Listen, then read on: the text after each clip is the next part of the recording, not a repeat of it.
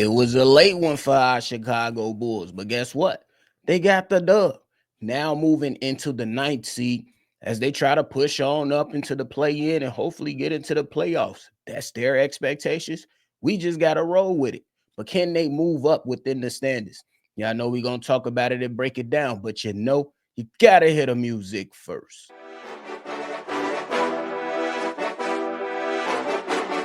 Cognac gang.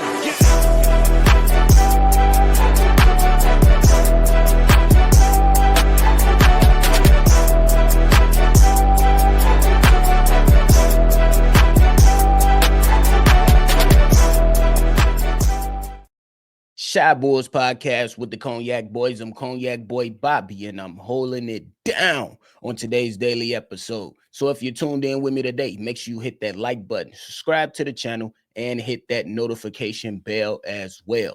Hey, last night we was ready to turn up on the Chicago Bulls versus the Utah Jazz because they came out with some good energy, and then you get to a point at the end of the second quarter, and you see the Utah Jazz throwing it off the glass for I'm all no.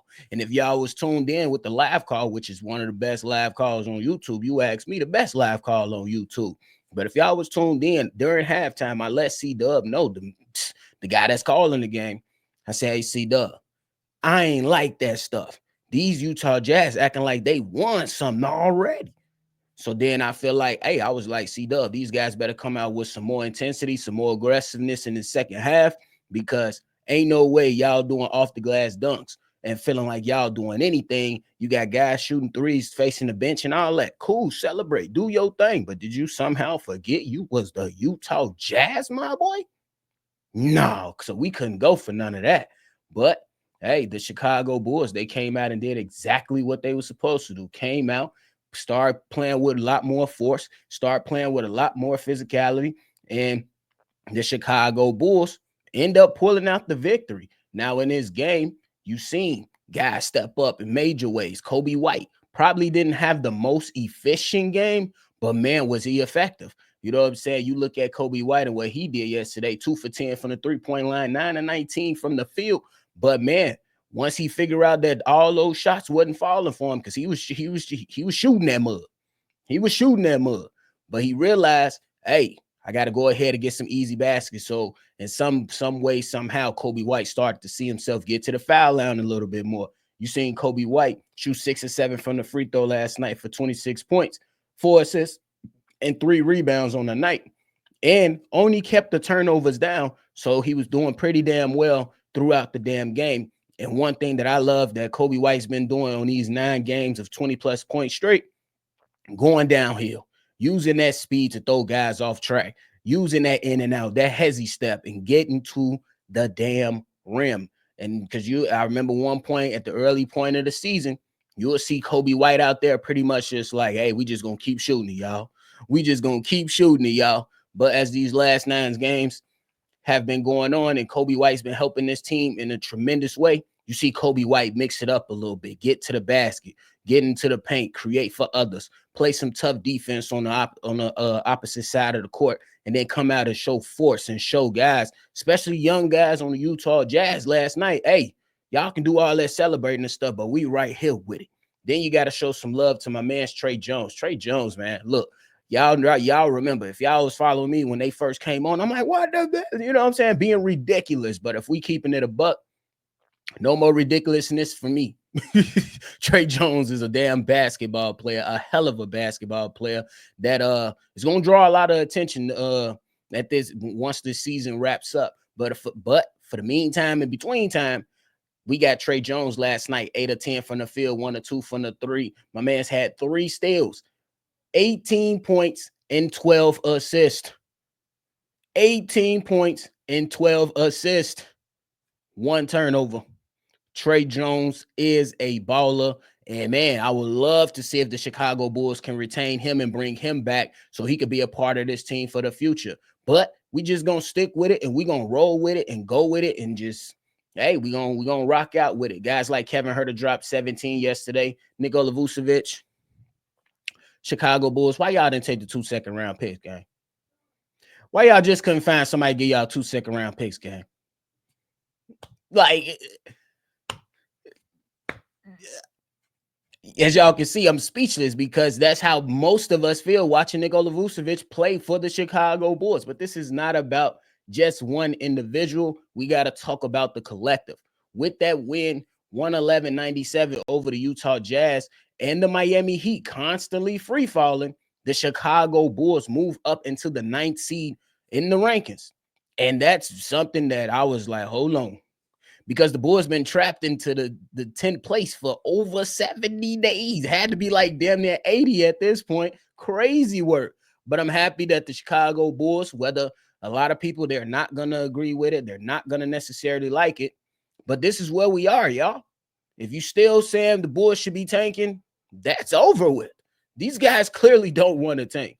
These guys are clearly competing to try to move up within the rankings to fight for a playoff spot. And me personally, as a basketball player, as a competitor that loves this game, and a person that really, really loves my Chicago Bulls, gotta accept reality, y'all. That tank is over. They still have the rights to their draft pick. It's not gonna be the best pick that everybody wanted to have, which was probably some people was ranging into that top 5. But this is not where they are. So it's okay to move some of that stuff to the side and just accept what you're watching right now. You're watching a young team that's going to come out there and show a lot of damn heart. They're going to come out there and show a lot of damn fight. And that's all we can ask for. We have a group of young guys that are playing really, really good basketball. Don't get it misconstrued, though. At times, it's a head scratcher.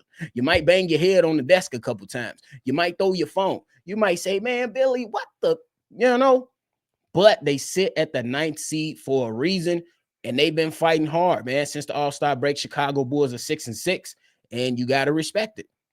You got to respect it, and you got to love it, because you're seeing more minutes out of Montes Buzelis, even though Billy Donovan can get a little weird with the minutes, you know what I'm saying? But Montes Buzelis did log in 30 minutes yesterday, 17 points, 9 rebounds, 2 assists, and was very, very aggressive and effective throughout the game. So Montes Buzelis is getting his run. Kobe White is looking like the player that we need him to look to.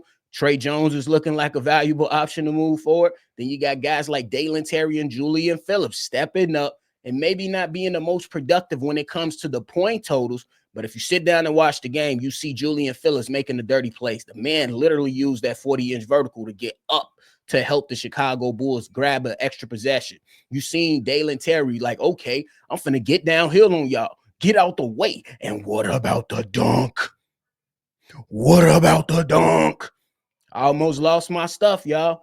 Almost lost my stuff. But to move up into this 9th seed, to move up, can the Chicago Bulls move up? They absolutely can. But I will say this. Let's not jump the gun. Let's temper our expectations. Let's be excited just to watch this team go out there and show that much damn heart. They do have an opportunity coming up for themselves. When you look at, you got the Orlando Magic that's just 2.5 games ahead of the Chicago Bulls, and the Atlanta Hawks that are 3 games ahead of the Chicago Bulls right now. And the Chicago Bulls, which is why I'm saying, hey, let's just wait to see what happens, because when we get super excited, we know the Bulls can go out there and piss us off.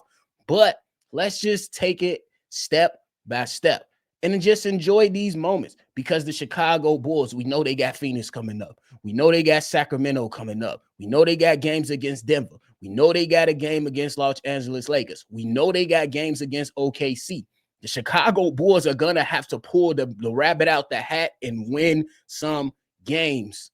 So let's just pump the brakes. Let's not jump off the porch. Let's just enjoy this young team playing solid basketball and competing. Because really right now, the Chicago Bulls could be on a nice winning streak if we was able to pull out the one in Houston. But it is what it is. Sometimes things don't happen your way or the way that you expect it. So let's just be lockstep in with the current state of the team. Take it game by game, because we absolutely don't know what the Orlando Magic might do. We know that the Orlando Magic, they're sitting right there. The Orlando Magic, if you look at their schedule and you take some time to take a peek at their schedule, you're looking at the Houston Rockets on their schedule, the Washington Wizards, Los Angeles, Charlotte, Dallas, Sacramento, the Clippers, San Antonio again, so on and so forth. So the Bulls are looking like they're going into a little bit more challenging. They're going to have to go through a little bit more challenges than, say, the Orlando Magic in some way, somehow. You got to hope that the Atlanta Hawks might hit a speed bump and give the Chicago Bulls a chance to move up. I think the sweet spot for the Chicago Bulls for once in the play-in is to try to capture the 8th seed. But we got to take it one game at a time, y'all. Let's take it one game at a time, and we're going to see what happens. You know, you got the Atlanta Hawks for their schedule. Just to provide perspective on their schedule coming up, they got the Charlotte Hornets, Golden State, the 76ers, Houston, Miami, Milwaukee, Portland, and Dallas as some of those next few games that are coming up here. So this thing can swing either way.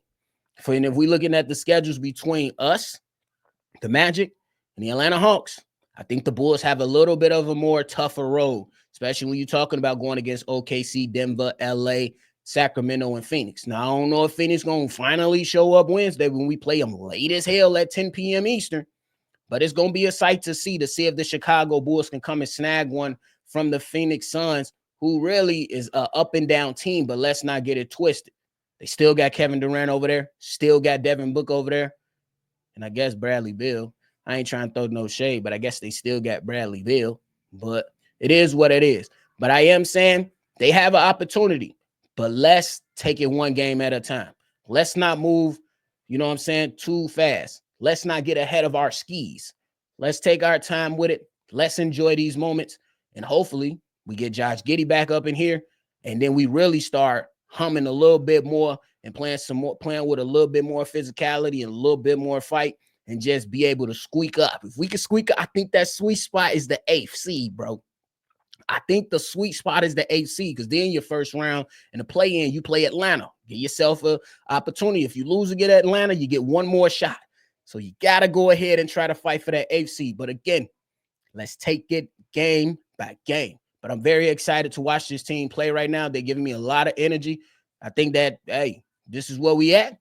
If you still going to be up in arms about the tank and what the Bulls should be doing, that's your prerogative.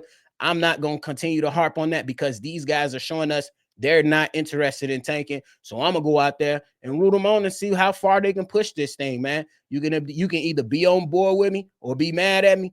Either way, it's okay. I don't give a damn. We still going to be right here turned up on Shy Bulls podcast every time, throwing on them damn Carolines after the wins and celebrating and watching these young players go out there and hoop, seeing some steps forward from our young guys and get some good chemistry built among these young players. That's what I'm excited for, because I think that if you get more of these young guys that can come out there and just be themselves and be able to take step forward, it makes the future not extremely bright, hell, not even really bright, but it gives you a little bit of a glimpse of the potential for some of these other players as they move further in their careers. But hey, can they move up? We shall see. But for the time being, y'all stay locked in, because that is it for me. I appreciate y'all for tuning in to another episode. Make sure before you get up out of here, you hit that like button, you subscribe to the channel, and hit that notification bell as well. If you want to call in and say something about the Chicago Bulls, we got the lines open. The number to do so is 773-242-9219. We are Shy Bulls Podcast. I'm your host here, Bobby. Y'all already know what to do, man. Make sure you always see red. I'm going to catch y'all on the next one for sure.